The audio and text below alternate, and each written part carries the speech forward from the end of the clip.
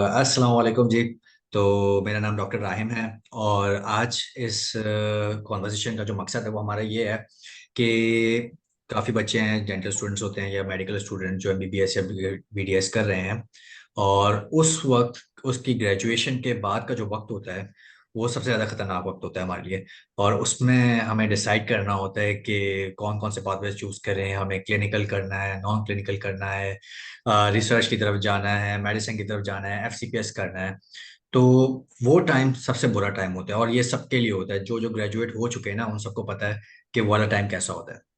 तो अब हुआ ये कि हाउस जॉब के बाद मुझे एक फील्ड नज़र आई, एक स्कोप नज़र आया जो कि नॉन क्लिनिकल की तरफ था, जो कि मेडिकल स्टूडेंट्स और डेंटल स्टूडेंट काफ़ी करते हैं। और जब वो मुझे नज़र आया तो मुझे लगा कि उसका उसमें कुछ फ्यूचर है और उसकी तरफ हम लोग जा सकते हैं। तो इसके लिए ये हम लोगों ने मीटिंग रखी है जिसमें जो हमारे से ज़्यादा बेहतर है रिसर्च में, जाहिर सी बात है, आप हमने डॉक्टर शफक को बुलाया है जो हमसे बेहतर है रिसर्च में, उनसे पता करें कि लाइक अगर हमें रिसर्च की तरफ आना है उसका क्या स्कोप है, किस तरीके से आ सकते हैं और कब और कैसे रिसर्च करना शुरू कर देनी चाहिए। तो डॉक्टर शफक, सबसे पहले तो अस्सलाम वालेकुम, कैसी हैं आप? वालेकुम अस्सलाम। अल्हम्दुलिल्लाह, आई एम गुड। आप कैसे हैं? अल्लाह का शुक्र है, ठीक। अच्छा, डॉक्टर शफक के बारे में आपको बताऊं, डॉक्टर शफक जो हैं वो केएमडीसी की ग्रेजुएट हैं, 2022 में ग्रेजुएट हुई थी। और जब ये ग्रेजुएट हुई इनकी 25 इंटरनेशनल पब्लिकेशन थी, माशाल्लाह, मतलब 25 इंटरनेशनल पब्लिकेशंस, वो भी पबमेड रिकॉग्नाइज्ड। और अभी भी आप 8 प्रोजेक्ट्स में काम कर रही हैं।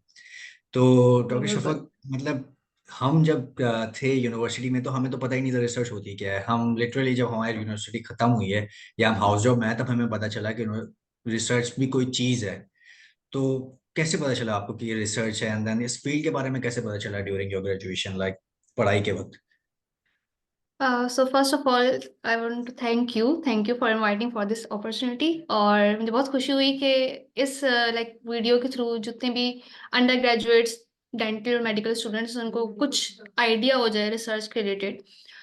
मेरी जर्नी जो है उससे से स्टार्ट हुई थी कि अगर मैं अपने बारे में बात करूं तो मेरा जो ओवरऑल माइंडसेट है वो बहुत ज़्यादा था क्वेश्चनिंग वाला माइंडसेट, जिसे कहते हैं व्हाट व्हेन एंड व्हाई वाला जो एक माइंड होता है ना, कि ब्रेन स्टॉर्मिंग वाली और ये सारी चीज़ें मुझे हमेशा से बहुत अट्रैक्टिव लगती थी।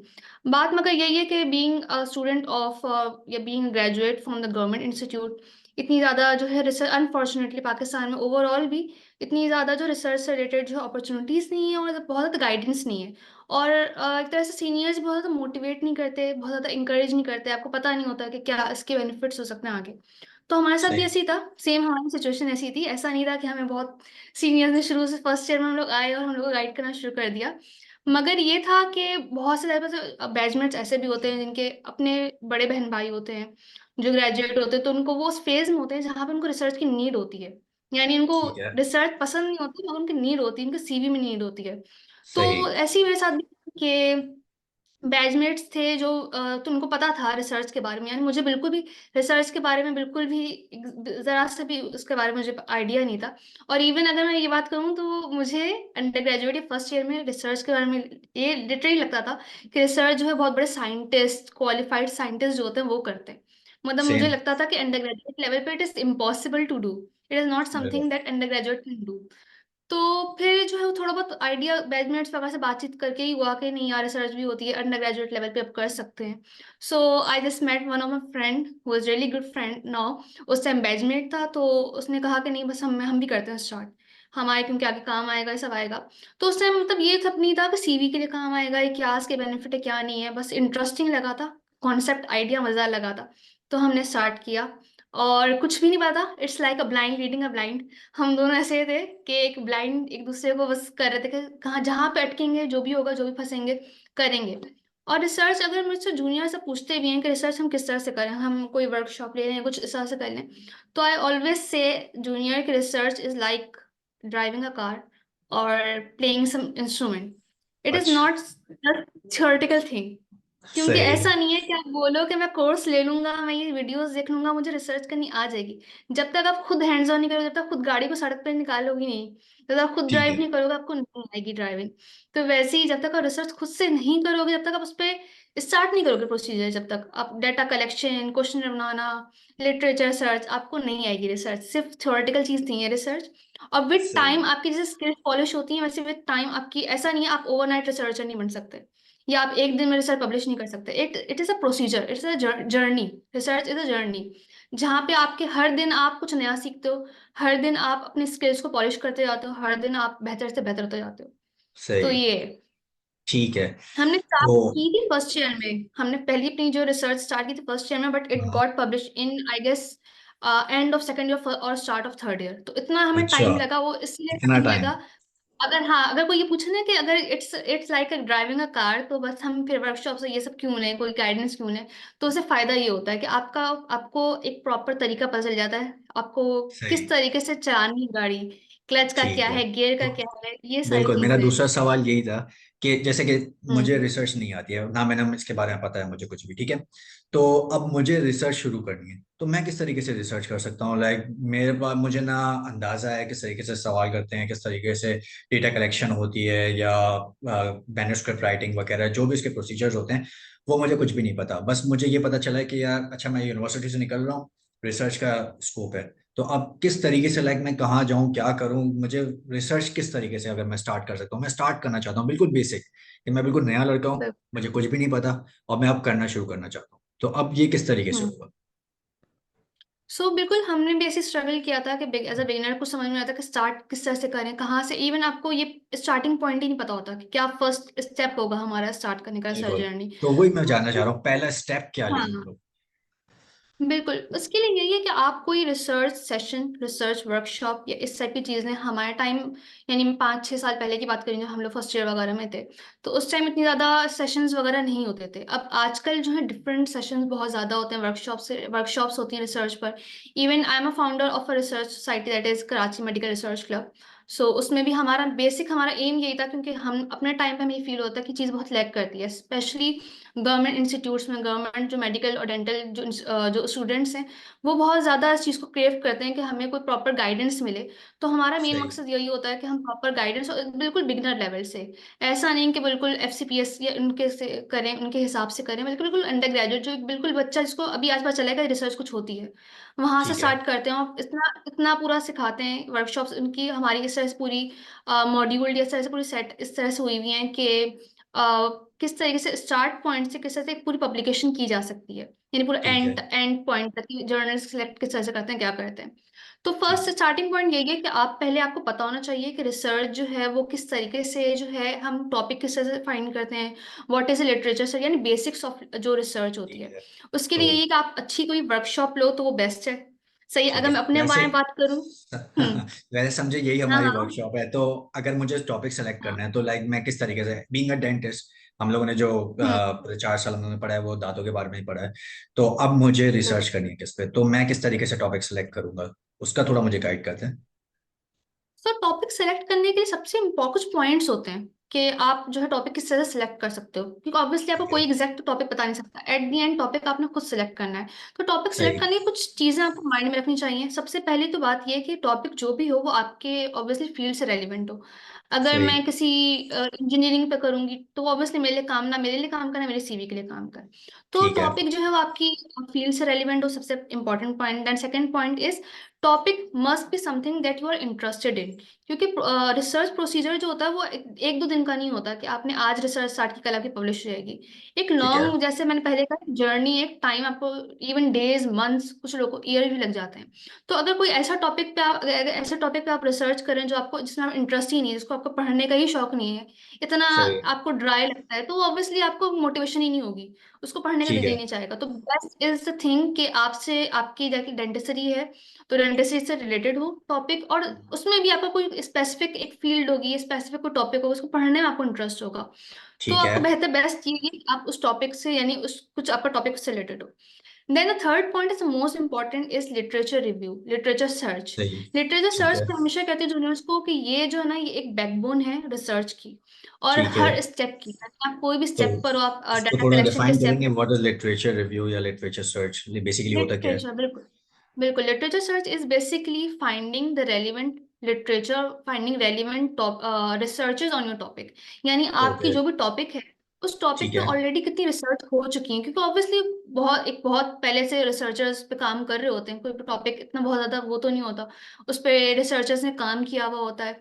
तो आपको ये देखना होता है कि उस रिसर्च पे या उस टॉपिक पे कितनी रिसर्चेस हो चुकी हैं, what is already known about the topic and ठीक व्हाट है। इज लैकिंग, यानी इसे इस सही। टर्म को हम कहते हैं रिसर्च गैप या लिमिटेशन। ठीक है। और ये रिसर्च गैप जो होती है ये सबसे ज्यादा स्ट्रॉन्गेस्ट पॉइंट होता है, क्योंकि research gap is basically the thing that is remain uncovered या remain not very well explored, यानी ओके। ऐसा कोई ना कोई टॉपिक का कोई ना कोई पर्सपेक्टिव होगा जो कितना वेल एक्सप्लोर्ड नहीं होगा, और यही ठीक है। आपकी रिसर्च का स्ट्रॉन्ग पॉइंट होगा। और इसके ही मैं नेक्स्ट पॉइंट पर आने वाली हूँ, जो फोर्थ पॉइंट है कि आपका टॉपिक जो है उसमें कुछ नोवेलिटी होनी चाहिए, कुछ ठीक है। यूनिकनेस होना चाहिए उसमें। ठीक क्योंकि है। एक टॉपिक जिसमें ऑलरेडी सेम चीज किसी रिसर्चर ने की हुई है, लिटरेचर सर्च के थ्रू आपको पता चलेगा ठीक कि है। इस मेरे टॉपिक पर कंटिन्यू। एक पीरियड, हाँ, तो एक मेरे टॉपिक पर जो है वो कितना ज्यादा काम। Just give me 5 minutes. Hmm hmm. तो लिटरेचर सर्च में बेसिकली यही है कि आपको पता चलेगा कि अब मेरे टॉपिक पर, जो मेरा टॉपिक है उससे रिलेटेड काम कितना हो चुका है और ठीक है। कितना काम जो है वो रहता है, यानी क्या चीज कौन सा पर्सपेक्टिव है जो एक्सप्लोर होना चाहिए या एक्सप्लोर सही। होने से अभी रहता है। तो ये ठीक है। चीज होगी, ये मेरे रिसर्च की नोवेलिटी होगी, यानी मेरी रिसर्च का एक स्ट्रॉन्ग पॉइंट होगा कि ये चीज अब तक कवर नहीं हुई थी, ये मेरी सही। रिसर्च अब कवर कर रही है। तो ये अच्छा। आपकी आपकी यानी research की जो है फोर्थ पॉइंट है, आपकी रिसर्च जो है सिग्निफिकेंट होनी चाहिए, कुछ ओके। वर्थनेस उसमें होनी चाहिए। ठीक है। तो एग्जैक्ट सेम टू सेम आपको। मैं बेसिकली जो आपकी बात से हम्म। समझा हूँ वो ये है कि हमें जी टॉपिक ढूंढना है, और टॉपिक ढूंढने के बाद हमें लिटरेचर सर्च करना है, यानी उससे रिलेटेड जो हमारा टॉपिक है जिस पे हम रिसर्च करना चाह रहे हैं उससे रिलेटेड जितने भी बिल्कुल आर्टिकल्स या रिसर्चेस पब्लिश हो गई है हमें उसको फाइंड करना है। एंड देन जो गैप्स रह गए, यानी कि पुरानी रिसर्चेस में जो चीज़ कवर अप नहीं हुई है, वो हम लोग अपनी रिसर्च जो हम लोग जो करने वाले हैं उसमें वो हम कवर करें, ताकि इसमें कुछ नई चीज़ बिल्कुल हमारी हमारी रिसर्च कुछ इम्पैक्ट डाल रही हो। ठीक है, यही आप कहना चाह रही हैं? बिल्कुल सही। एग्जैक्टली हमारी रिसर्च कुछ ना कुछ इम्पैक्टफुल होनी चाहिए, और जर्नल्स भी इसी तरीके से देख रहे होते हैं कि वो जो इनके पास इतनी रिसर्चेज आ रही होती हैं, मैन्युस्क्रिप्ट्स आ रहे होते हैं, तो ये देखते हैं कि रिसर्च जो है ये हमारे रीडर्स के लिए, ओवरऑल आगे रिसर्चर्स के लिए, पब्लिक के लिए ये हेल्पफुल होगी, इम्पैक्टफुल होगी कि नहीं होगी। अगर आपकी ठीक है। वही पुरानी बातें होंगी जो ऑलरेडी दूसरी रिसर्चर्स ने मालूम की हुई हैं, तो ऑब्वियसली आपकी अपनी इंडिविजुअल जो रिसर्च है उसकी कोई वर्थ नहीं होगी। तो ये सही। आपकी जो है ना, आपकी रिसर्च में एक वर्थ होनी चाहिए, एक नॉवेलिटी होनी चाहिए। इसके अलावा और भी चीजें होती हैं कि आप किसी अगर हॉट टॉपिक पे कर रहे हैं तो वो ऑब्वियसली बहुत अच्छी चीज है, स्ट्रॉन्ग पॉइंट आपको आपकी रिसर्च का, क्योंकि हॉट टॉपिक्स पर जो है बहुत ज्यादा जर्नल्स जो होते हैं बहुत सीख कर रहे होते हैं कि उस पर रिसर्चेज हों, उस ठीक पर है। स्टडीज हों। जैसे कि मेरे जैसे ख्याल से कोविड के जो टाइम आर्टि मोस्ट बेस्ट एग्जाम्पल, कोविड सही के टाइम आर्टिफिशियल। कोविड के रिलेटेड जो रिसर्चेस थी। हाँ। हाँ एग्जैक्टली अब अभी अभी आर्टिफिशियल आजकल जो इंटेलिजेंस आ गई आर्टिफिशियल है। इंटेलिजेंस है, सही सही बिल्कुल सही, उससे बहुत से रिलेटेड रखेंगे जर्नल्स थोड़ा। में इवन उन्होंने कॉल फॉर पेपर्स रखा हुआ भी है, call for papers on artificial ठीक है। इंटेलिजेंस। तो ये तो हॉट ठीक है। टॉपिक, हर टाइम का एक हॉट टॉपिक होता है, वो हॉट टॉपिक जो होता है वो इस पे फायदा ही होता है हॉट टॉपिक पे कि वो जल्दी एक्सेप्ट होता है, क्योंकि जाहिर ठीक सी बात है। जर्नलिस्ट को चाहिए होती है, उस पर चाहिए होती ठीक है। है। सो तो ये पूरा बेस। प्रोसीजर है कि आप पहले नहीं, कंटिन्यू। नहीं, यही है कि यही एक प्रोसीजर है कि सबसे पहले आप एक टॉपिक ढूंढो, अच्छा टॉपिक जिसपे आपको इंटरेस्ट भी हो, जिसमें आपको जो है आपके लिए भी हेल्पफुल हो, यानी कि वो यूजफुल आपके लिए भी हो और आपकी ऑडियंस जो आपके पढ़ने वाले हैं, जो रीडर्स हैं, जो रिसर्चर्स हैं, उनके लिए भी वो एक यूजफुल कंटेंट हो। सही। और ये कि वर्थफुल हो, नॉवेल हो ये। ठीक है।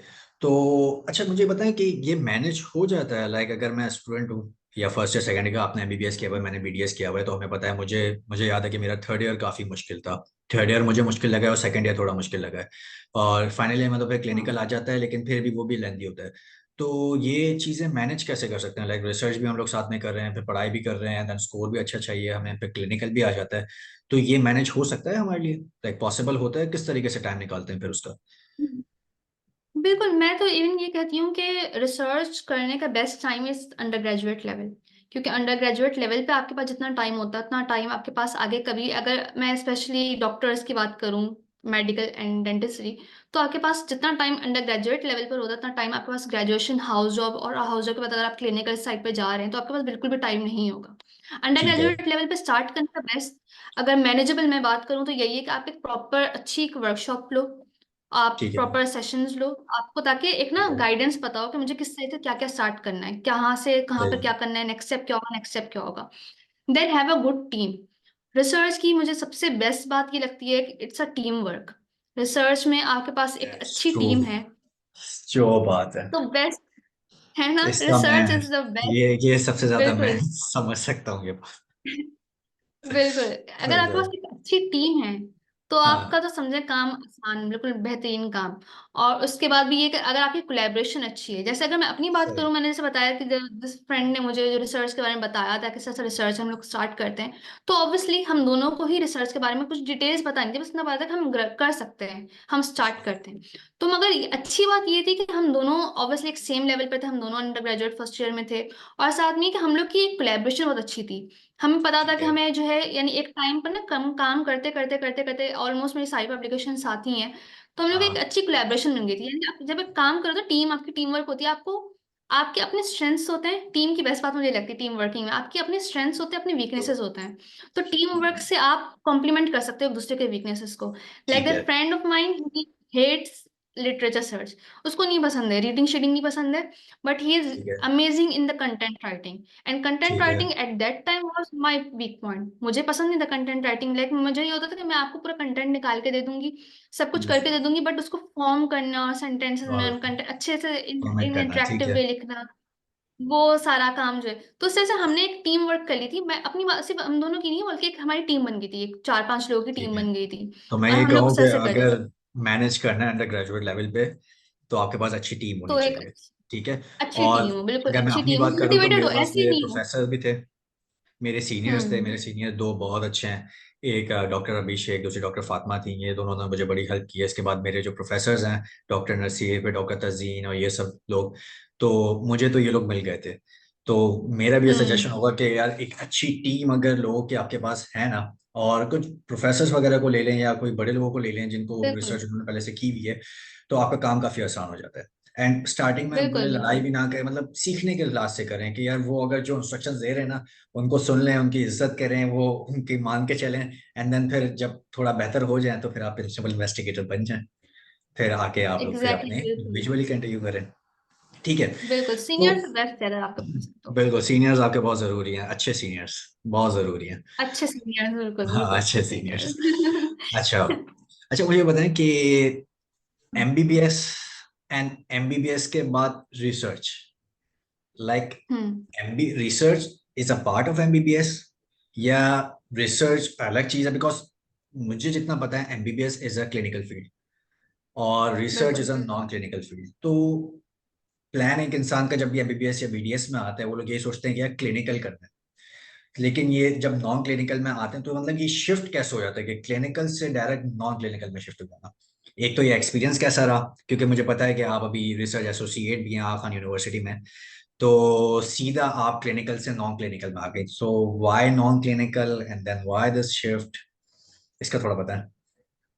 हम्म। सो रिसर्च जो है, रिसर्च एक ऐसी फील्ड है हम्म। जो पहले तो अलग होती थी, कि एक अलग हम्म। फील्ड होती थी। बट जब से हमारे पास जो एक एक रेवोल्यूशनरी जिसे कहें कि एक फेज आया है, तो रिसर्च जो है बहुत इंपॉर्टेंट पार्ट बन गई है एक मेडिकल और डेंटिस्ट्री का।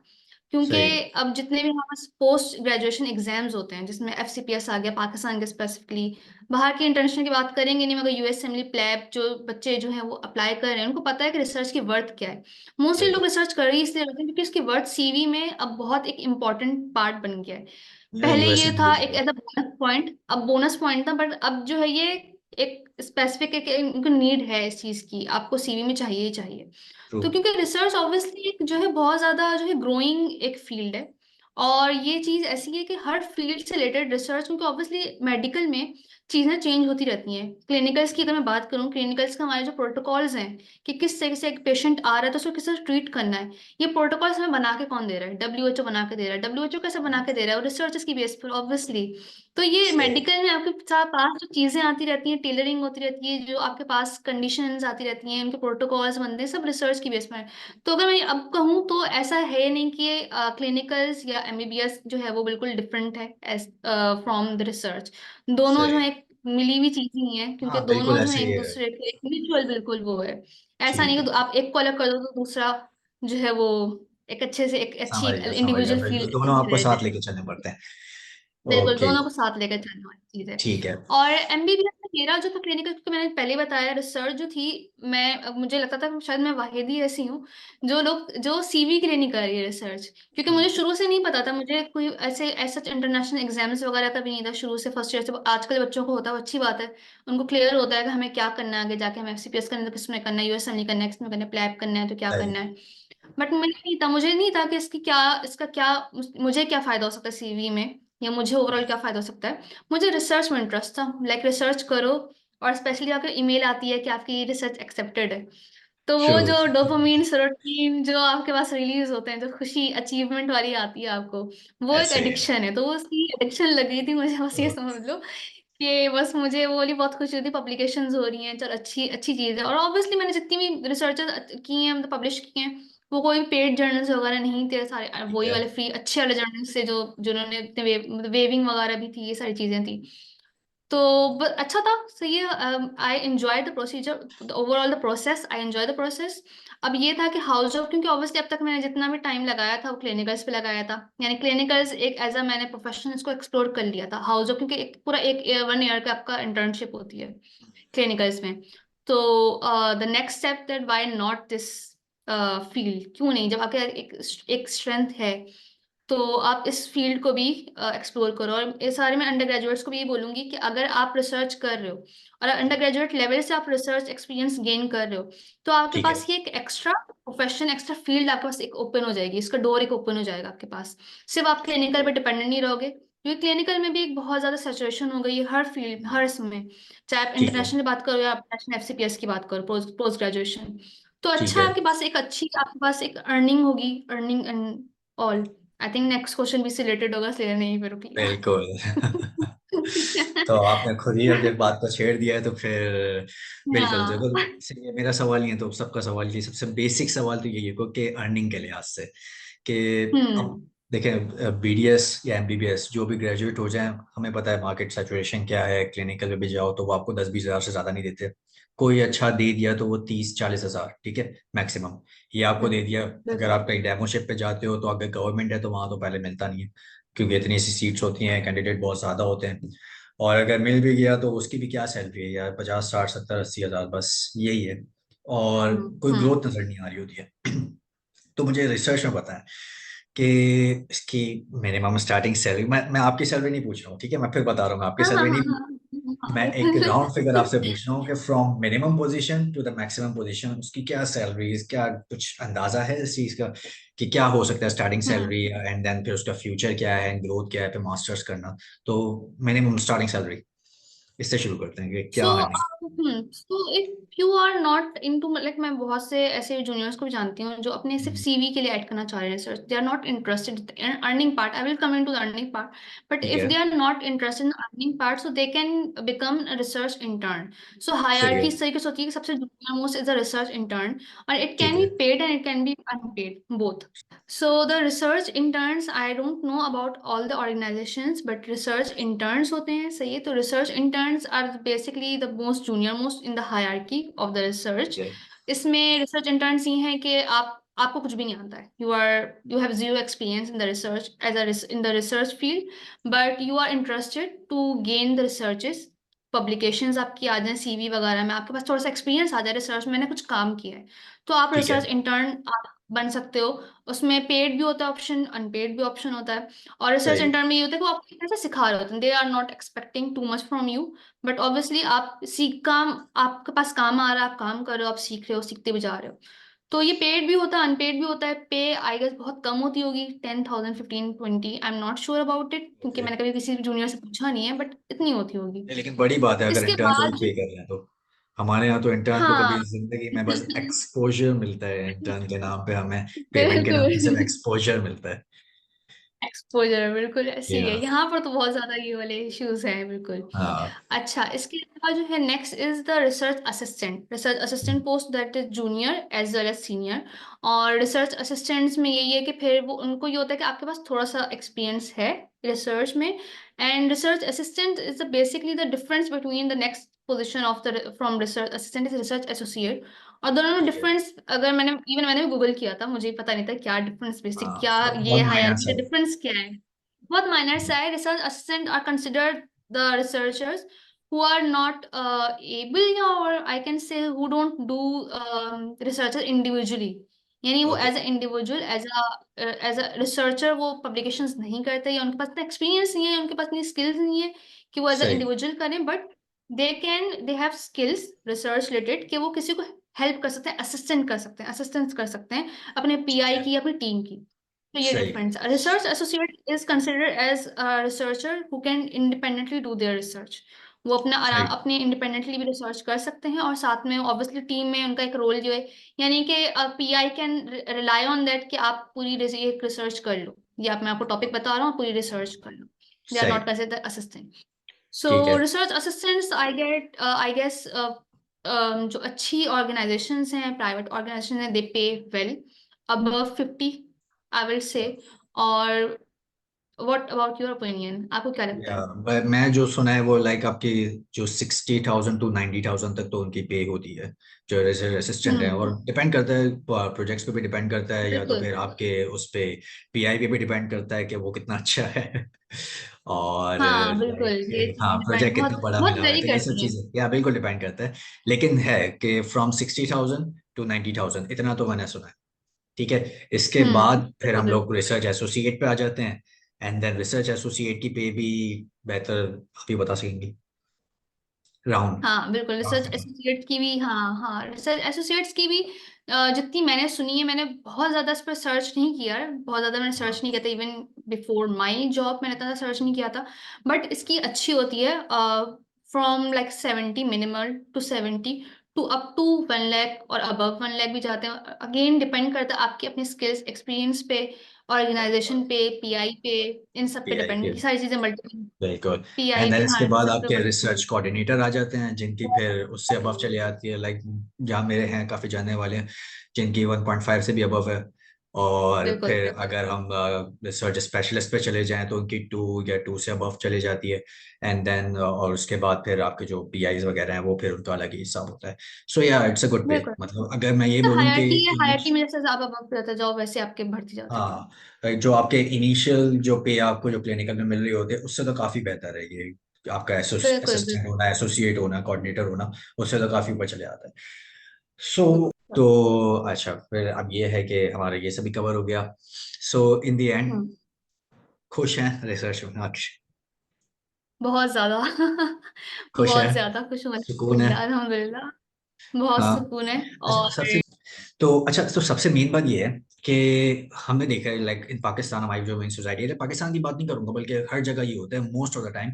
ये है कि जो पेशेंट हैं वो बेसिकली मेल डॉक्टर या मेल डेंटिस्ट प्रेफर करते हैं। जैसे कि मैंने देखा है, खुद मैंने देखा है कि हमारे ओपीडी में एक बार हुआ था कि एक हमारी फीमेल डेंटिस्ट थी, वो पेशेंट एक्सट्रैक्ट कर रही थी दांत, और ड्यूरिंग एक्सट्रैक्शन ही पेशेंट ने कहा कि हमें ना मेल पेशेंट वो चाहिए, क्या बोलते हैं, मेल डेंटिस्ट चाहिए। और भी वैसे हमने किस्से सुने हैं, एमबीबीएस वालों भी बताते हैं, और फिर नॉर्मल भी ये है कि लोग बोलते हैं कि मेल डेंटिस्ट से काम करना है। हमारे डेंटिस्ट के फील्ड में तो खैर ये काफ़ी होता है। तो रिसर्च में सच क्या है खवातीन के लिए, लाइक द फीमेल के लिए? बिकॉज क्लिनिकल फीमेल के लिए मैंने सुना है काफ़ी हरासमेंट वगैरह के ही मसले होते हैं। अगर वो क्लिनिक पे जॉब करती है वहाँ पे उनके अलग मसले होते हैं, फिर अलग सेटअप होते हैं, फिर उनको उतनी पे भी नहीं दी जाती है। तो रिसर्च में सच कोई मसला है कि यार कि अगर हम खवातीन हैं तो हम पीछे रह जाएंगे, इस तरह का कोई प्रॉब्लम वगैरह है रिसर्च में? बिल्कुल। अच्छा, वैसे क्लिनिकल्स में ये है कि मेडिकल में तो बहुत सी फील्ड्स हैं, कुछ फील्ड जैसे गायनी, पीडियाट्रिक्स, जहाँ पर फीमेल ऑब्वियसली नीडेड है। बहुत सी ऐसी ठीक फील्ड्स है। हैं जहाँ पे females dominant, like they obviously prefer female doctors. सही। बट रिसर्च में अपने पर्क्स हैं, और अगर मैं फीमेल डॉक्टर्स की बात करूँ तो बहुत ज़्यादा पर्क्स हैं। Hmm. Specially the most important point, ये सारी चीज़ें हटाकर, लाइक हेरासमेंट और ये सारी चीज़ें हटाकर अगर मैं बात करूँ पर्सनल प्रेफरेंस की, तो ये है कि आपके पास वर्क लाइफ बैलेंस है। ठीक है। And I think that is the most important point, जिसमें फीमेल डॉक्टर्स जो हमारे, स्पेशली अगर मैं अपनी सोसाइटी की बात करूँ, जो स्ट्रगल करती हैं, क्योंकि आपकी अपनी फैमिली कमिटमेंट, पर्सनल कमिटमेंट्स भी होते हैं, और इसके अलावा जो है कॉल्स, जो हमारे पास डॉक्टर ड्यूटीज होती हैं 36 आवर्स की, इतनी या ज़्यादा फ्रीक्वेंटली कॉल्स, तो एक चीज़ ऐसी होती है जो आपको खुद भी बहुत, आपको आपको खुद भी बहुत गिल्ट होता है कि मैं अपने हम्म, पर्सनल कमिटमेंट्स, फैमिली कमिटमेंट्स पूरे नहीं कर पा रही हूँ। और सही। ऑब्वियसली बहुत ज़्यादा जो है वो एग्जॉस्टिंग भी होता है, आपको बर्नआउट भी हो रहा होता है इसमें। तो हाँ, रिसर्च में बहुत अच्छी बात ये है कि आपके पास वर्क लाइफ बैलेंस है। ठीक है। और मोस्टली ये होता है कि आपका वर्क लाइफ अच्छी बैलेंस होता है आपके पास जो है अच्छा, इवन फील्ड में जाना बहुत से पड़ता है आपको, लाइक फील्ड्स वगैरह डिपेंड में? करता है। डिपेंड नहीं, करता है। डिपेंड, मेरी जो जॉब, जी हाँ, मेरी जॉब है वो उसमें फील्ड नहीं है, बट द सही, रिसर्च एसोसिएट जॉब में ये चीजें होती हैं, मतलब डिवाइडेड होती हैं। दोनों सही। तरीके की होती हैं, आपकी फील्ड जॉब हाँ, होती है, आपकी हाइब्रिड भी हो सकती है, और आपकी जो है विद इन द ऑर्गेनाइजेशन भी हो सकती है। सही। तो एंड ये पता आपके एट द टाइम आपको पता चल जाता है कि आपकी ठीक है। इंटरव्यू वगैरह के टाइम अच्छा, पे और क्या मैंने ये भी सुना है आपकी। कि हमारे क्लिनिकल में तो बेसिकली होता है कि पे डिफरेंस भी कभी कभार आ जाता है कि फीमेल डेंटिस्ट को कम दे रहे होते हैं या मेल डेंटिस्ट को ज्यादा मिल रहे होते हैं। तो ऐसा कुछ रिसर्च में है कि फीमेल अगर है रिसर्च है तो उसको पे कम दी जाएगी, या मेल है तो उसको ज्यादा दी जाएगी, ऐसा कुछ? नहीं, बिल्कुल भी ऐसा कुछ भी नहीं है, जो मेरी पर्सनल ऑब्जर्वेशन, और ना मैंने कभी किसी भी फीमेल रिसर्चर से सुना हो ये वाली बात कि दे फील कि दे आर अंडर पेड। क्योंकि रिसर्च में कोई ऐसी चीज़ नहीं है। रिसर्च में आपको बेसिकली अपने ब्रेन स्टॉर्मिंग, ब्रेन वाले पार्ट, ब्रेन का दिमाग दिमाग का यूज़ करना है अच्छे से। तो क्योंकि ऑब्वियसली डॉक्टर्स में, फीमेल डॉक्टर्स में ये होता है कि बहुत सी चीज़ें होती हैं जो that female doctors can tackle, like the, सही। I am not being biased, but ये है कि कुछ सेल्फ कंडीशन होती हैं। अगर आपके पास, अगर मैं गवर्नमेंट सेटअप में, मैंने जैसे हाउस जॉब में बात की, मैं किसी और पे बात नहीं करूंगी, मैं अपने बारे में बात करूंगी कि ठीक है। जब मेरे टाइम हाउस जॉब में होता था कि सर्जरी के केसेस आते थे, गन शॉट्स आते थे, तो हमारा हाँ, गवर्नमेंट सेटअप में कोई सिक्योरिटी वाली चीज नहीं थी। एक साथ 10-15 मर्द आ जाते थे, और वहां पे मैं एक छोटी सी खड़ी हुई थी। मुझे हाँ, खुद भी पर्सनली बहुत, मतलब क्या ही मैं पेशेंट देखूंगी, मुझे अपनी सिक्योरिटी के बारे में ज्यादा स्ट्रेस हो जाता था। और सही। ऑब्वियसली जब पेशेंट आते हैं वो एक ट्रॉमा में होते हैं, एक इमरजेंसी में होते हैं, तो उनके अटेंडेंट भी बहुत ज्यादा बिल्कुल हक्का बक्का हुए हुए होते हैं कि आपके माइनर सी चीज भी जो होती है, आप माइनर से कुछ बोल भी दो तो वो भी कुछ पता नहीं है आपको कब वो उल्टा आपके ऊपर ही बैकफायर कर जाएगा। तो बिल्कुल, ये चीज बिल्कुल। होती है। तो बीइंग फीमेल डॉक्टर ये चीज मुझे बहुत फील होती थी, मुझे होता था कोई मेल डॉक्टर हो एटलीस्ट सही। कॉल्स पर। अगर रात की मेरी शिफ्ट लगी है, यानी फ्रॉम 2 ऑनवर्ड, 2 AM हमारे ऐसे होता है, 2 AM to 5 AM भी अगर लगी हुई है, तो मुझे होता था कोई मेल डॉक्टर हो, जस्ट इन केस कुछ टैकल करना हो, just even for the moral support ही, कि चलो कोई सही। है।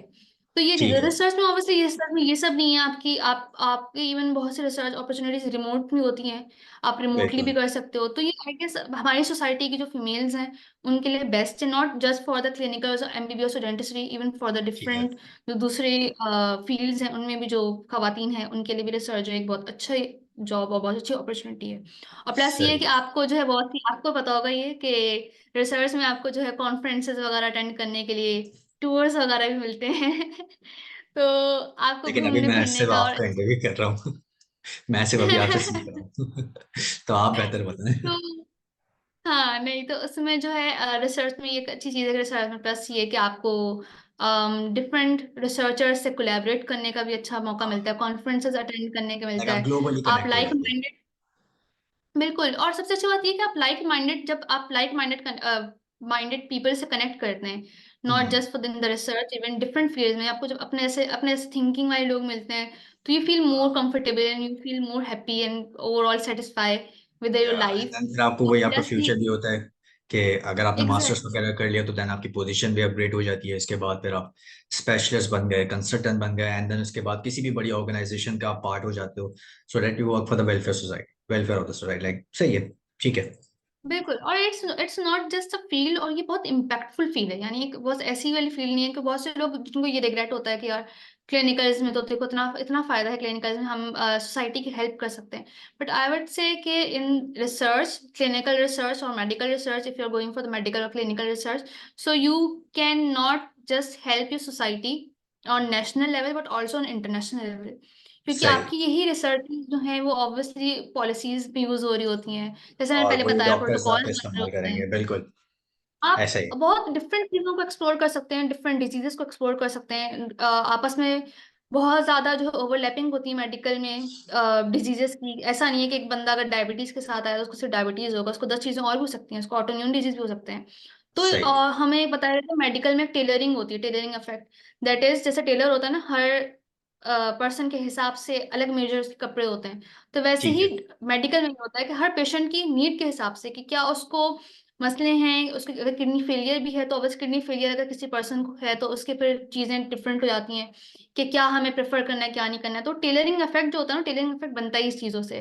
जब तक आपके सही। पास रिसर्चेज और नहीं होंगी, जब तक आपको पता नहीं होगा क्या है क्या नहीं है, किस चीज़ बिल्कुल के फायदे हैं, किसका रिस्क है, क्या बेनिफिट्स है। सही सही सही। चलें ठीक है डॉक्टर शफक, आज के लिए फिर हम लोग इतना ही रखते हैं। इंशाल्लाह फिर देखेंगे, अगर जरूरत पड़ी तो दोबारा हो एक जाएगा। ऐसी मीटिंग हम लोग रख लेंगे जिसमें हम आपसे और सीखते रहेंगे।